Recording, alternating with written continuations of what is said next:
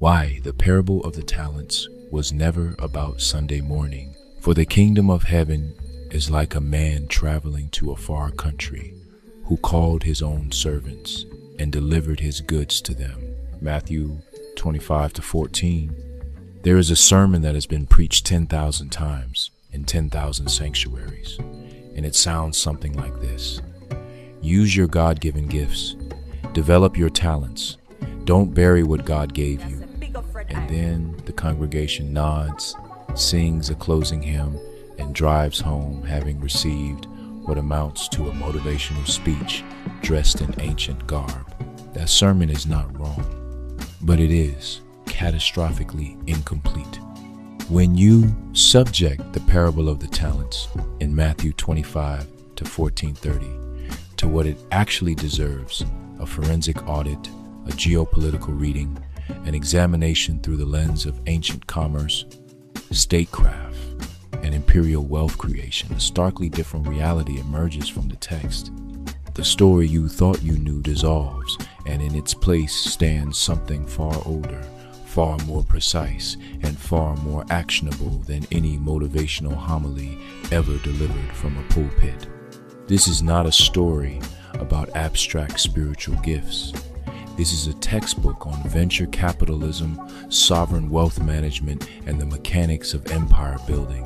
The man in the parable is not a fuzzy metaphor for the divine. He is a lord in the truest ancient sense of the word, a high-level asset manager, an imperial investor, a sovereign who has mastered the art of generating compounding wealth without being physically present in the room. He audits his servants before he departs. He distributes enormous units of commercial currency based not on sentiment or equality, but on audited capability. He expects a precise return, and when he returns, he rewards multiplication and strips away what was not put to work. Every element of this story is an economic instruction. Every character is an archetype for a financial personality that exists in every era, including yours. This book is an unfiltering of that parable. It is a reclamation of ancient wisdom that was encoded in a story 2,000 years ago and buried under centuries of hyper-spiritualized, disembodied interpretation that stripped away its most radical and practical dimensions. We are going to restore those dimensions. We are going to read this text the way a sovereign reads a battlefield map, not to feel inspired, but to understand what it is actually telling us to do. To truly enter this parable, we must begin before Matthew 25. We must begin at the very first map in Genesis 2:10-14. Before Moses, before the Exodus, before the prophets and the kings, the text pauses to do something unusual. It gives us a geography lesson.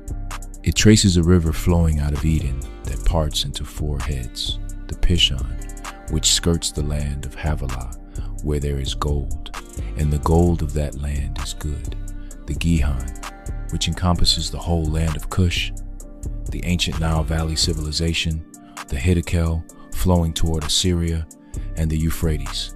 Four rivers, four directions, and embedded within their descriptions, the oldest recorded economic intelligence report in human history. That text is not spiritual poetry. It is a supply chain map. It is raw material intelligence. It tracks the location of gold, bdellium, and onyx, the premium commodities of the ancient world, and routes them toward the developing markets of the north. Whoever first encoded that geography understood something that every great explorer, merchant, and empire builder throughout history has understood. Before you can build wealth, you must first map resources. This is precisely what the man in Matthew 25 is doing when he travels to the far country. He is not vacationing, he is not wandering. He is extending his sovereign reach, mapping new territory, establishing new outposts of wealth, and creating the conditions for his empire to compound in his absence. Centuries after Genesis, when the great minds of antiquity needed leverage, when they faced famine, when they sought wisdom, When they needed to understand how wealth actually worked, they went abroad. They went down the river system into the Nile Valley, the ancient world's preeminent center of commerce, agriculture, systemic governance, and financial architecture. The pattern repeated, generation after generation. Go to the place where the resources are concentrated.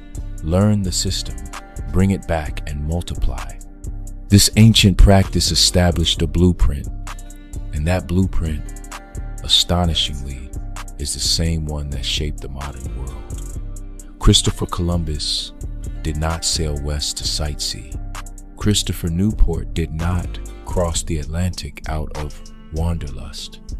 These men traveled to far countries on behalf of sovereign investors backed by crowns, funded by trading companies, dispatched with charters and mandates to map resources, establish corporate outposts, and create systems of extraction and wealth multiplication.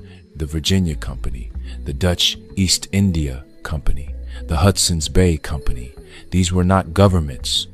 These were venture capital instruments dressed in the language of exploration. And the servants who operated them in the master's absence were expected to return a profit. The parable has always been about this. The spiritual language is the packaging. The cargo inside is economic instruction. Here is what this book will do for you. It will move you from the vocabulary of a passive recipient to the vocabulary of a sovereign steward. It will teach you to read resources the way the ancients read rivers, as intelligence, as capital, as opportunity. It will show you the psychology behind both the profitable servants and the wicked one, and it will make uncomfortably clear which one most of us have been trained to imitate without ever realizing it. It will challenge you to ask the most important question the parable poses. When the master returns, which servant will you have been? Not in the abstract, not spiritually, financially, strategically, in the real and measurable world of resources deployed, risk accepted, returns generated, and kingdoms built. The man is traveling to a far country. His goods have been distributed. The clock is running, and the only question that matters now is what you will do with what you have been given. Let us begin. Become a book club member today at tropicvita.com.